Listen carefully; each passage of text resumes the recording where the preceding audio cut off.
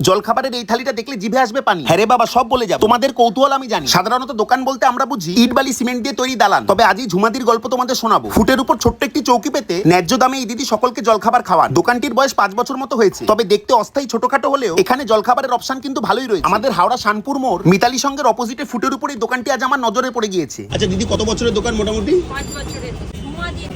মানে ঝুমাদির পরোটা বললেই হবে? সকালে রুটি, পরোটা, মুড়ি, ঘুগনি, আলুর দম, আচ্ছা, ডিমের কারি, ডিম সেদ্ধ, ডিম ভাজা, ওরে বাবা, অনেক কিছু আছে তো। ডিমের পোচ, বা ডিমের পোচও আছে। মাঝে মধ্যে তরকারি করি। পরোটা 8 টাকা পিস, আচ্ছা। রুটি 6 টাকা পিস, মুড়ি ঘুগনি 15 টাকা। পরোটার সাথে ঘুগনি, আলুর দম মিলে 10 টাকা 3 পিস। মামলেট 12 টাকা, পোচ আর সেদ্ধ 10 টাকা। না, রোজই খোলা থাকে। ওই 7:30 থেকে 11টা। কথা তো অনেক হলো, অবশেষে দিদি এই থালিটা আমায় সাজিয়ে দিল। তাহলে এবার একটু টেস্ট করে দেখা যাক। চলো, পরোটা দিয়ে ভালোই খেলাম, ঘুগনি আর আলুর দম, আর ডিম তো আমি খাবোই খাবো। জিন্দেগি মে খুশি হইয়া গম। সাবস্ক্রাইব করো আর বাড়াও আমার দম।